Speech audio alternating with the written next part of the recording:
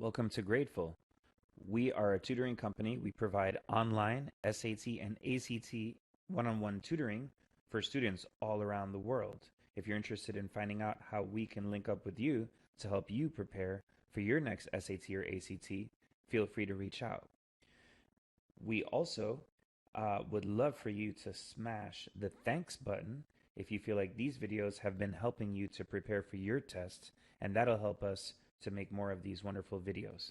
Right now, we're looking at concepts that we saw on the March 2022 SATs non-calculator math section. So if there are some basic y equals mx plus b situations or just solving an equation type of situations, we put those to the side because those you can get on any SAT that you see. But special concepts that came up that in our view most students probably didn't know, we're going to talk about them on this video, and we hope it helps you out. So let's go ahead and get started here. This is an example from an older SAT, but what it is a literal equation. And there were literal equations on the March 2022 SAT from what we could see. Here, you're being asked for V. And so if we want to find V, we'd have to kind of get that whole VT by itself so we could then divide by T. So how could we do that? By subtracting this away from both sides and by adding this to both sides. So we'll have that VT all by itself. So VT equals H plus the 16k squared minus the 16t squared. I wrote that wrong. Put a little t right there. And right here. Minus k. So we've got the VT by itself. And if we want the V by itself, we'll just divide away the other letter. And instead of just putting a whole division under the whole thing, I wrote it independently. Both of those are equivalent, but it's going to help us a lot to see this as independent items because we have H over T. And here on this one, the T's cancel, so we'll have just 16T. And here we have minus K over T. So now this one we can put off to the side because it's different from the others. And for these two here, we can just combine that into H minus K all over T. H minus K all over T. And that matches one of the answers, answer choice D for this question. Now, the literal equation question that we noticed on the copy of the March 2022 test that we saw had something a little more like this, something that had a radical. So if we see a radical situation like this and we're looking for B, well, the first thing you're going to want to do is square both sides because that'll get rid of that radical that we don't want. So we have A squared equals BC over D. Now, if this B is what we want, we have to ask ourselves what's happening to that. Well, what's happening to it is being multiplied by C and divided by D. What's the opposite of that? Multiplying by D and dividing by C. So multiplying by the reciprocal. And that'll give us A squared times D on the top over C. Now, I didn't write DA squared because the convention is to put them in alphabetical order. But that'll cancel on the right-hand side, leaving us only with B. And so which one expresses B in terms of the other variables? That right there. So there are no choices here, but if you were on a real SAT, you would want to look for the choice that looks like that, A squared times D all over C. So now let's go over to another thing we saw. We saw absolute value equations. And on equations like this, you need the instinct of being able to split it into two pieces. So here we get x minus 7 equals 4, and x minus 7 equals negative 4. Now, why is that? Because the absolute value of some number, if it's positive, will just stay the same. But if it's a negative number, absolute value will turn it into a positive. And so for absolute value situations, we need to entertain what if it just stayed the same and what if it was multiplied by negative 1, which is that right there. So now we can solve both of those. We can add 7 to both sides, and we'll get the 11 that we were already told about. But on the other side there, if we added the 7, we'd get 3, so x equals 3, and that would be the other solution in this situation. Going to another question, another similar question, a little more complicated because it has fractions. We can split this into 2x minus 9 equals 6, 2x minus 9 equals negative 6. And now we're just solving the equations. 2x equals 15, divide by 2, we get 15 over 2. Here, add 9 on both sides, so we'll get 3 here, divide by 2, we get 3 over 2, excuse me. And so x is told to us that it's greater than 7 over 2. Our answers were 3 over 2 and 15 over 2. So we want the answer that's greater than the 7 over 2. In other words, further to the right on a number line. So the answer to this question that we created here would have been 15 over 2. So here's another thing we saw in the SAT. To my eye, I feel like this is about the third time I've seen this concept on an SAT. You get kind of like a combination chart, and it's a combination of jet ski rides in this example and boat rides that you can take with a total of $810. And the trick for this chart situation is that we need to notice the x and y intercepts. Now, if you've been watching our videos, you know we love to repeat the idea that the x-intercept of a function is when y is 0 and the y-intercept is when x is 0. Here it's very useful to us because if we have 9 jet ski rides and 0 boat rides, let's say 9 jet ski rides, that equals 810 because 810 is the amount of money you have. And so if we divide by 9, we get 90. So that right there is telling us the cost of one jet ski ride is 90. We could do the same thing here. We could have 6 boat rides for $810, and 810 divided by 6, this is the non-calculator section, so you'd have to go through the trouble of long division for that, but that would give you 135. So we just found out that one boat ride is $135, and one jet ski ride is $90. So this little makeshift question that we created should actually say how much more does one boat ride cost than one jet ski ride. So a little typo there. Apologies. And in any case, one of them is 45 more than the other. And the way we got to that answer is by examining the x and y intercepts. Those were better for us because they're not combined. Like here and here, you're not combining jet ski and boat rides. You're doing only jet ski rides or only boat rides, which is more simple. So now, going to another question. This is another idea. We had 2 similar triangles on the SAT, and the question was, what could you do to know for sure that these 2 triangles are congruent? What's being spoken about are the congruence theorems in geometry. You have 5 of them. Side, side, side, side, angle, side, angle, side, angle, angle, angle, side, and hypotenuse leg. So those are the triangle congruence theorems. For instance, if I had 2 triangles, and I know that we have 3 pairs of congruent sides, we can say the triangles are congruent. If we have 2 triangles, and we can see that the congruence is side, angle, side, side, angle, side, then those can be said to be congruent.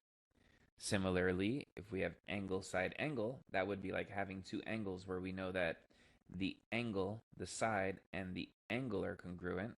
And so angle, side, angle, do that again. Angle, side, angle, then the triangles would be congruent. Then we have angle, angle, side. The one that we saw on the March 2022 SAT used angle, angle, side. So you would have angle, angle, side. And if that matched up on the other triangle, let's say angle, angle, side, then these triangles could be congruent. And last but not least, hypotenuse leg is when you have 2 right triangles. So if you have 2 right triangles and their hypotenuses are the same length, and one pair of legs matches, that's enough to say the triangles are congruent. So here, it would not help us to know that the other angle is congruent. In fact, we already know that the other angle is congruent, because for two triangles, if two angles are congruent, then the third one has to also be congruent, because the three angles have to add up to 180. If we had QR congruent to WT, that wouldn't really help us, because we would have angle, angle, side for one of them, and angle, side, angle for the other. So they wouldn't be matching up, if that makes sense. And that's the problem with B. Looking at C, if we had QP congruent to WT, it's sort of like choice B, where they're not matching up, because here we have side, angle, angle, and here we have angle, side, angle. So they don't match up, and that answer choice can't be right. But answer choice D is going to be right in this situation, because if we had PR congruent to WT, we've got angle, side, angle, angle, side, angle, and it matches up with the angle, side, angle rule in geometry, and that's why the triangles are congruent. Looking at another situation that we saw on the SAT, this one here would require for us to review our exponent rules. Let's say we had a situation like this. You have to know that you would be adding the exponents, and in a situation like this, you'd be multiplying the exponents. So in this example, we'd want to start with this, because that's multiplication, and believe it or not, there's some order of operations. You've got to do multiplication before you do addition, even with exponent rules.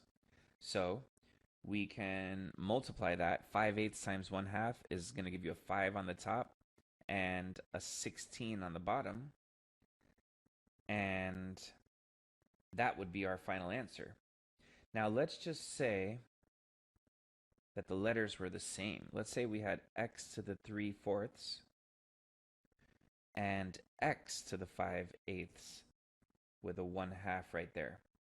Now you have more simplification you can do, because the variables, the bases, are the same. So we still have this to the 5/16, but now it's an x and not a y. And here you have 3/4. And this brings up the situation where you now have to add these. And in order to add, you need common denominators. So I'm going to multiply the first exponent by 4/4. That's going to give us 12/16. And here we have 5/16. So we're going to add those numbers, and we're going to get 17 out of 16. Going over to another example. This was a really curious one. And the copy that we saw of the March 2022 SAT was maybe not the most dependable one. I'm not really 100% sure that this concept was on the test, because if it were, it's quite mind-blowing, because the way to answer this question would be by knowing the unit circle. So if you're in pre-calc, you can enjoy this explanation. And if you struggle with the unit circle, maybe this will help you just in general. But for me, it's the first time I've ever seen anything related to the unit circle on an SAT, if this was in fact on the SAT. So here's how you do the unit circle in Precalculus. You start by knowing that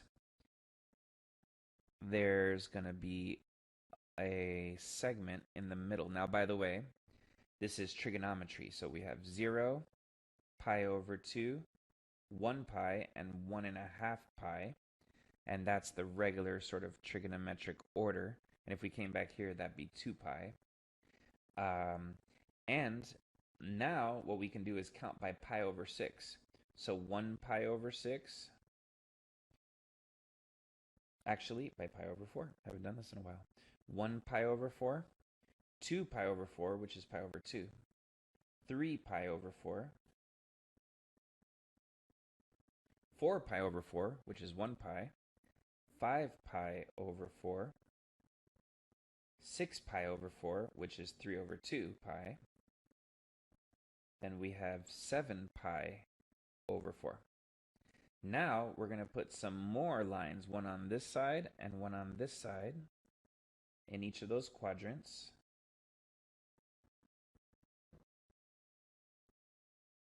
And when we go around the circle again counting, we're actually going to count the ones we just created, but we're not going to count those blue ones, the pi over 4s. So we're going to count this, this, this, like that. We're going to count everything but those pi over 4s that we put together a little while ago. I'm quite proud of being able to write out the unit circle because in my first few years as a tutor, this was very scary to me personally. And I finally found a way to do it that I feel is more manageable. So we're going to count by pi over 6. 1 pi over 6, 2 pi over 6, which simplifies to pi over 3. 3 pi over 6 is pi over 2. 4 pi over 6, which is 2/3. 5 pi over 6 goes right here. 6 pi over 6, which is 1 pi. 7 pi over 6. 8 pi over 6 right here, which is 4 over 3 pi. 9 pi over 6, actually the 4 over 3 pi went here. It actually goes here because we're not counting the blue ones. That was just me rushing a little. 9 pi over 6 would be 3 over 2 pi. 10 pi over 6, 5 pi over 3. And 11 pi over 6. And 12 pi over 6, which would simplify to 2 pi. So we've laid out all of the stopping points on the unit circle. Now, in terms of finding out the x and y values of all the independent points that we're going to see along the way, there's just a little pattern that you would fill out for each of these points. And the way it goes is like this. Right now, I'm going to go in terms of increasing x values. And that's going to be 1 over 2, root 2 over 2, root 3 over 2. So you've got to just learn that. 1 over 2, root 2 over 2, root 3 over 2. Now for the y values, we're going to do the same thing, but it's going to be in the other order because we're going from a lower y value to a higher. So 1 over 2, root 2 over 2, and root 3 over 2. Right there. And we're going to do the same thing in all the other quadrants, but we're just going to take into account the idea that if, for instance, if we're in this quadrant, that means that all the x's are negative and the y's are positive. If we're here, that means that the x's and y's are both negative. So let's go ahead and do the x's.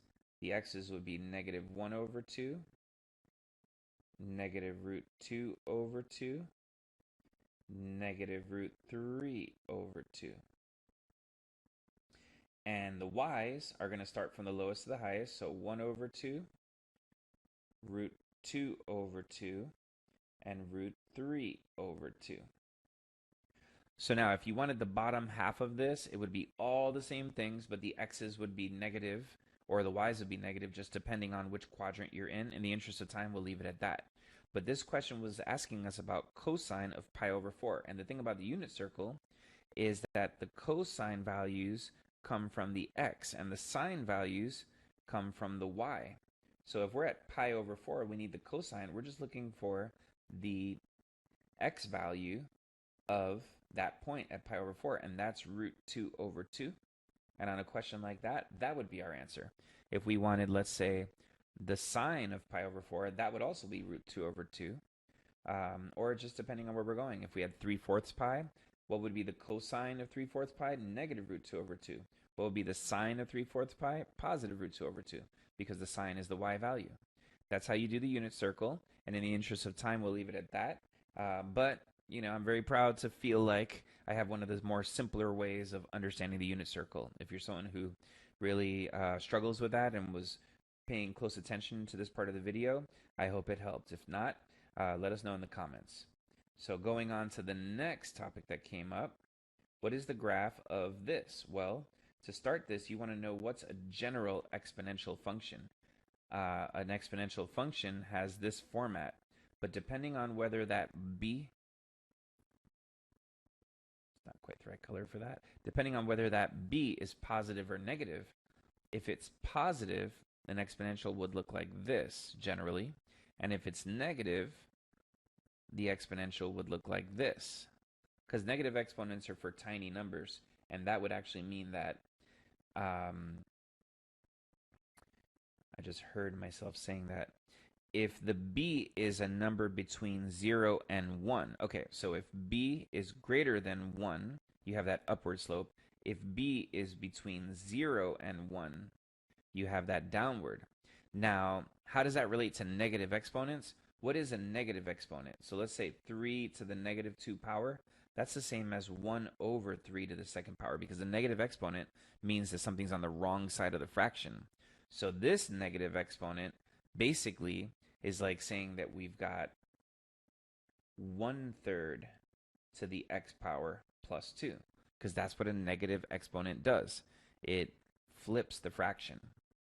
And so now, if we had that, generally speaking, it would be the downward facing graph. And to find the answer from there, you would be looking for the 0 exponent. So when you're graphing exponential equations, you have to look for the 0 exponent because it's your reference point. In my example, if x were 0, what would the equation come out to? Well, anything to the 0 power is 1, so you'd have a 1 here plus 2, which would be 3. So in addition to knowing the general shape of the graph, then you can use the y-intercept when x is 0 as your reference point, and for this example, it would be 3.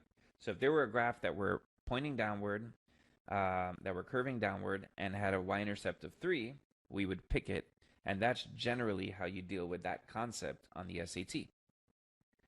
Going on further here, another concept that we noticed on this test: an investment fund has a certain amount and increases by a certain amount per year. Now, by the way, if something is increasing by 150%, generally, let's say something were increasing by 4%. You would take 100 and you would add 4 and take away 4, and then you would put them both in decimal form. So 1.04 and 0.96. It's a little more weird, a lot more weird, when you are increasing by something that's more than 100%, because this would go to 250%, and the negative is really like a non-issue because we'd be below 0%. But then you still put it in decimal form. So increasing something by 150% is the same as multiplying it by 2.5. So if my investment fund started at 5,000 and increased by 150% per year, then we would have the general format for an exponential equation. A is what it starts at, B is how it changes, and X is the number of times. And the starting amount is 5,000. It's changing by 2.5, and X is the number of times. And so that would be the equation that we would see on a real SAT for that. We hope that helped. Now, even more common than that, we didn't actually see this on the March 2022, but this is the question we're expecting, the one that we're really wanting people to be ready for. We have the same exponential situation. It's starting at 15,000. It's increasing by 80%. So we have the 100. If we went up by 80, it looked like that. Down by 80, it looked like that. And in decimal form, we'd have them both like that. So increasing by 80% means multiplying by 1.8. But the important thing here is every 3 years comes up a lot, comes up a ton on the SAT. That's like saying x over 3. So we've got 15,000, 1.8, x over 3. And that would be the equation that would describe something like that. So let's go ahead and go to another question here. I believe this is the last one. No, we've got a lot more to go. Okay, so let's do it. So we need an equation that is possible for the other function in the system, but there are no solutions here. So now, what does it mean for two linear equations to have no solutions? Two linear equations can hit once if their slopes are different. They can hit never, no solutions, if their slopes are the same. And they can hit all the time if they have infinite solutions, if they're always hitting. So no solutions, what does that mean for us? That means the slopes are the same. So we basically need to find the slope of the given function and figure out which of the answers has that same slope. So let's just go ahead and get y by itself. So I'm going to take away 5x from both sides. Then I'm going to divide by 6. And that's the same equation after we isolated y and simplified. So which of the given equations has the same slope? I think off the top of my head, It would be that one there. Let's try it. Let's take away 5x from both sides.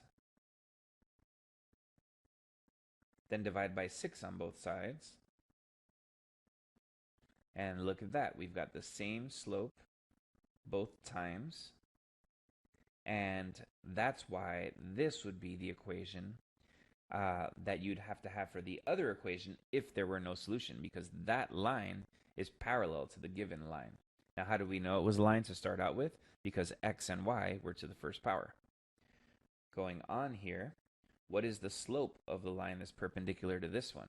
Well, perpendicular slopes are negative reciprocals, but first we have to actually find the slope. So let's get y by itself. Take away 8x from both sides. Then we can divide by negative 7 on both sides, and we'll get positive 87x minus 15 over 7. And so our slope is 8 over 7. What is the slope of a line that is perpendicular to that one? That would be negative 7 over 8.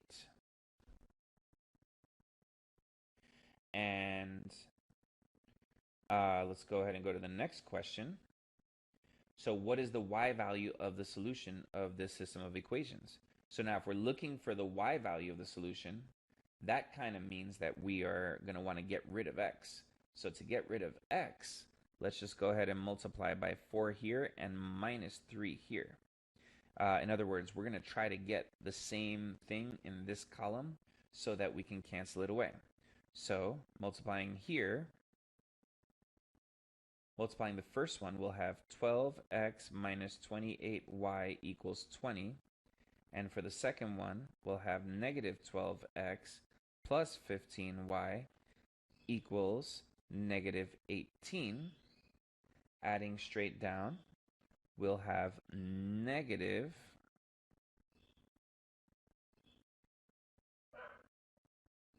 13y equals 2. So now what is it that we did? We multiplied by something that was going to give us the same x's with opposite signs so that they could cancel away. So now we've got negative 13y equals 2, and we can divide by negative 13. And we've got y equals negative 2 over 13, and that would be the y value of the solution for this system of equations.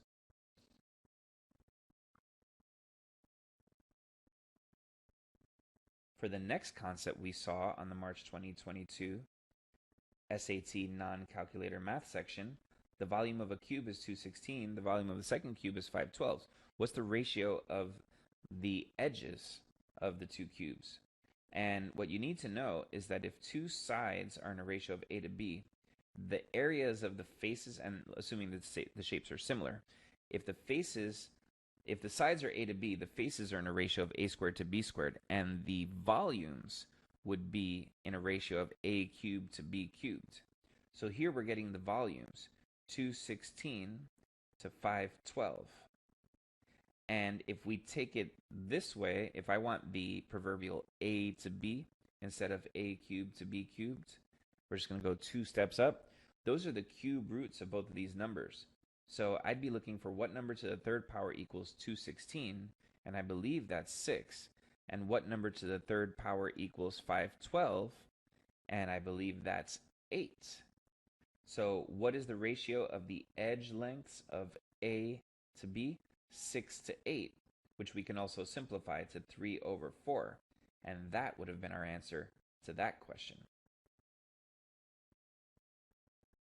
And I believe this is our last example here for this video. One of the solutions is in this format. Here you could use the quadratic equation, but I'm going to prefer the completing the square method because I'm a firm believer that if you're sharp with the completing the square method, you'll generally do better on an SAT, but you do want to practice doing this using the quadratic equation as well. For the completing the square method, you need to know b over 2, and b over 2 squared. Now, when we talk about that, we're talking about how a quadratic is in the format of ax squared plus bx plus c generally. So b is going to be the thing in front of the x, and that's negative 16 for this situation in front of the x divided by 2, and square it, and you have those three numbers. Now b over 2 squared is what you add to both sides, and b over 2 is what it'll factor to after you do that. So we're going to add 64 here and here. That's going to give us 44 there. And what does this factor to? Well, what two numbers add to negative 16 and multiply to 64? That's negative 8 and negative 8. But the completing the square method told us that already. So we can factor this to x minus 8, which is the same as x minus 8 squared. And now we can just take the square root of both sides to start simplifying. And x minus 8 would equal plus or minus root 44. And now we can add 8 to both sides. 8 plus or minus root 44. And so the format is a plus root 44, and we've got 8 plus and minus root 44. So the answer to our question is going to be 8.